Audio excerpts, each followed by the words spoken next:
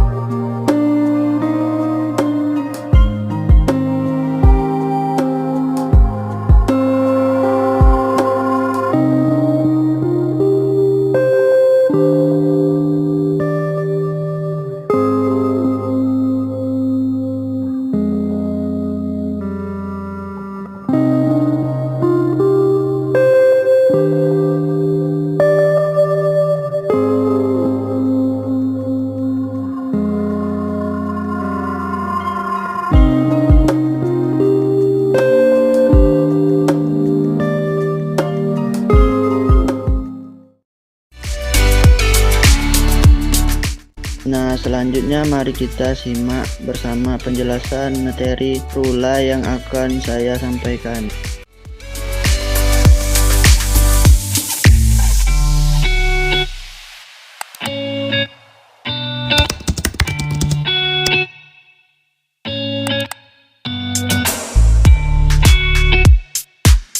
Hai teman-teman, di sini saya akan menjelaskan apa itu Rapid Upper Lip Assessment Rula.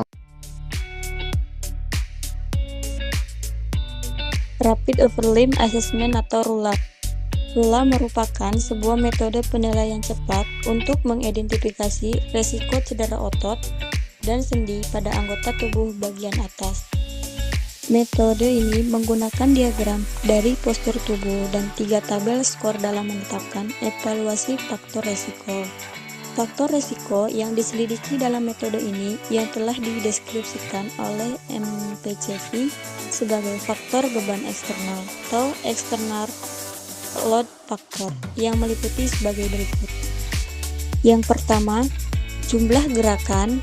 Yang kedua, kerja otot statis. Yang ketiga, gaya.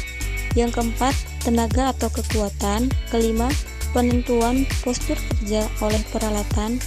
Dan yang terakhir, waktu kerja tanpa istirahat.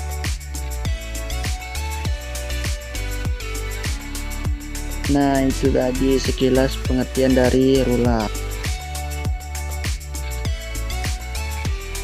Lalu, apa tujuan dari metode rula? Ayo simak tujuan dari rula. Tujuan RULA. Yang pertama, menyediakan perlindungan yang cepat dalam pekerjaan. Yang kedua, mengidentifikasi usaha yang dibutuhkan otot yang berhubungan dengan postur tubuh saat kerja. Yang ketiga, memberikan hasil yang dapat dimasukkan dalam penilaian ergonomi yang luas. Yang keempat, mendokumentasikan postur tubuh saat kerja dengan ketentuan sebagai berikut. Yang pertama, tubuh dibagi menjadi 2 grup, yaitu A. Lengan atas dan bawah, pergelangan tangan, dan B. Leher, tulang belakang, dan kaki. Berikut contoh gambar grup A dan grup B. Yang kedua, jarak pergerakan dari setiap bagian tubuh diberi nomor. Yang ketiga, scoring dilakukan terhadap kedua sisi tubuh kanan dan kiri. Nah, itu tadi adalah tujuan dari rula. Dan ada beberapa langkah-langkah dalam melakukan analisa postur kerja. Apa langkah-langkahnya? Ayo langsung saja kita simak.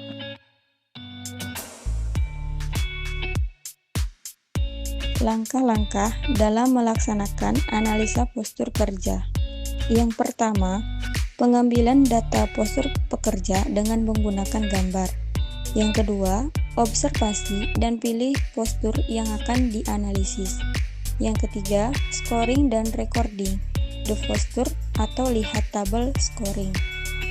Yang keempat, action level atau lihat tabel action level.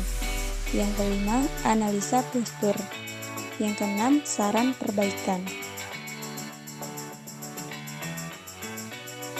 Nah, itu tadi adalah langkah-langkahnya. Baiklah, terima kasih atas penjelasannya.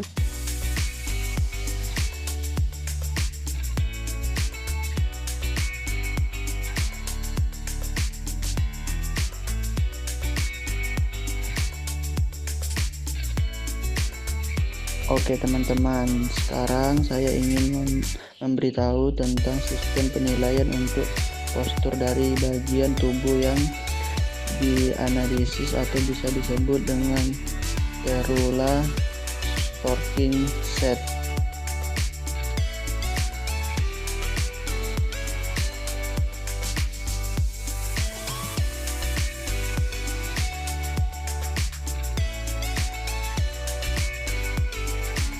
Nah, itu tadi tabel dari sistem penilaian yang akan digunakan.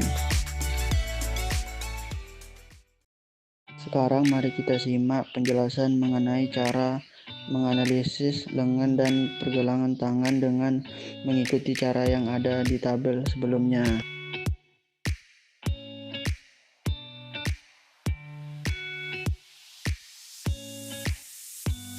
Oke, langsung saja saya jelaskan ya.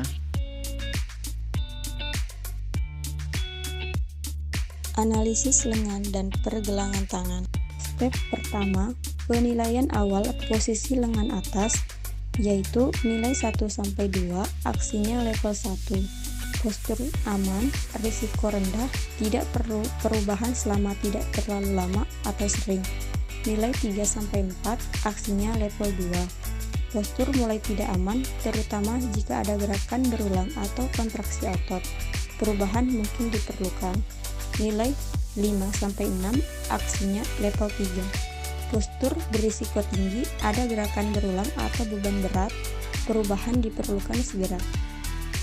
Nilai 7, aksinya level 4. Risiko sangat tinggi, perubahan harus dilakukan secepat mungkin dengan catatan penyesuaian skor berdasarkan kondisi berikut. Yang pertama, tambahkan 1 jika bahu terangkat. Yang kedua, tambahkan 1 jika lengan menjauhi tubuh. Yang ketiga, kurangi 1 jika lengan ditopang atau bekerja bersandar. Step kedua, posisi lengan bawah. Jika tangan melewati garis tengah atau melewati sisi tubuh, ditambah 1 poin. Step ketiga, posisi pergelangan tangan. Jika pergelangan tangan bengkok ke samping melewati garis tengah, ditambah 1 poin. Step keempat, putar pergelangan tangan. Jika pergelangan tangan terpelintir ke batas tengah, ditambah 1 poin. Jika kedua pergelangan tangan terpelintir ke batas akhir, tambahkan poin lebih tinggi. Step kelima, gunakan tabel A, gabungkan skor dari langkah 1-4 untuk menghitung skor akhir menggunakan tabel A. Step keenam, penggunaan otot. Jika statistik postur lebih dari 10 menit atau aktivitas diulang lebih dari 4 kali per menit, ditambahkan poin 1. Step 7, muatan atau beban. Beban kurang dari 2 kilo, resikonya rendah. Beban 2-10 kilo atau sejenak, resiko sedang. Beban 2-10 kilo atau statis atau berulang, resiko lebih tinggi. Beban lebih dari 10 kilo atau berulang, goncangan, resiko tinggi. Step ke-8, hitung skor pergelangan tangan atau lengan. Gabungkan skor dari langkah 5-7 untuk mendapatkan skor akhir bagian lengan dan pemahaman tangan. Step 9, posisi leher. Leher terpelintir ditambahkan 1 poin. Leher miring ke samping ditambahkan 1 poin. Step 10, posisi tubuh. Rotasi badan ditambahkan 1 poin. Badan miring ke samping ditambahkan 1 poin. Step ke-11, posisi kaki. Kaki tertopang ditambahkan skor 1. Kaki tidak tertopang ditambahkan 2 poin. Step ke-12, hitung skor tabel B. Gabungkan skor dari langkah 9-11. Step ke-13, skor penggunaan otot, statistik postur, lebih 10 menit atau aktivitas diulang lebih sama dengan 4 kali per menit ditambah 1 poin. Step ke-14, skor gaya atau beban. Beban kurang dari 2 kg, resiko rendah. Beban 2-2 kg sejenak, resiko sedang. Beban 2-10 kg, statis berulang, resiko lebih tinggi. Beban lebih dari 10 kg, berulang atau goncangan, resiko tinggi. Step ke-15, hitung skor leher, badan, dan kaki. Gabungkan skor dari langkah 12-14 untuk penilaian akhir bagian leher, badan, dan kaki. Step ke-16, hitung skor final rula menggunakan tabel C. Yang pertama, skor 1-3, level aksi 1. Resiko rendah, posisi kerja aman jika tidak terlalu lama atau sering. Yang kedua, skor 3-4, level aksi 2. Resiko sedang, perlu pemeriksaan lanjut dan mungkin perlu perubahan. Yang ketiga, skor 5-6, level aksi 3. Resiko tinggi, perubahan harus dilakukan. Yang keempat, skor 7, level aksi 4. Resiko sangat tinggi, perubahan harus dilakukan segera atau langsung. Nah, teman-teman, sekarang saya akan memberikan contoh menganalisis postur tubuh menggunakan metode rula. Contoh kasus. Seorang pekerja mengetik di komputer dengan posisi duduk, lengan atas sedikit terangkat, lengan bawah hampir lurus, dan pergelangan tangan tertekuk ke atas. Berikut contoh gambar kasus.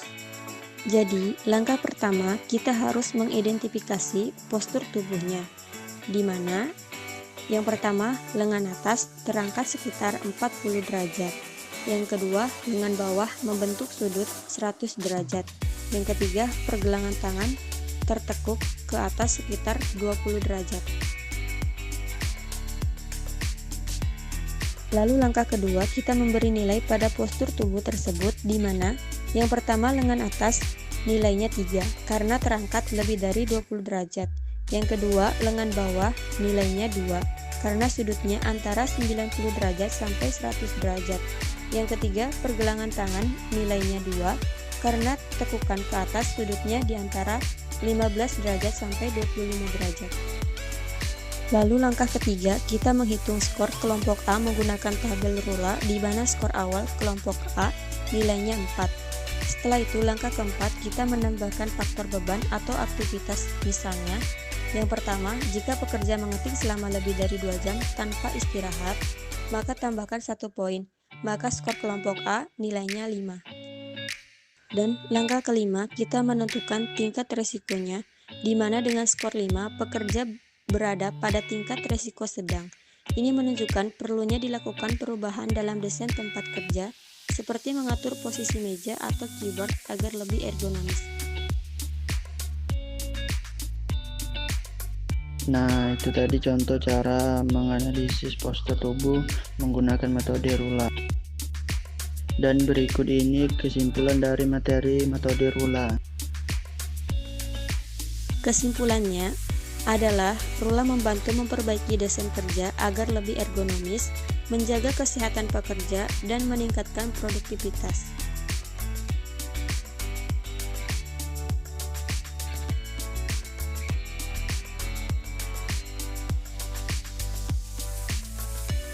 Oke teman-teman, itulah sekilas materi rula yang dapat saya jelaskan. Semoga dari penjelasan saya tadi teman-teman dapat memahami materinya.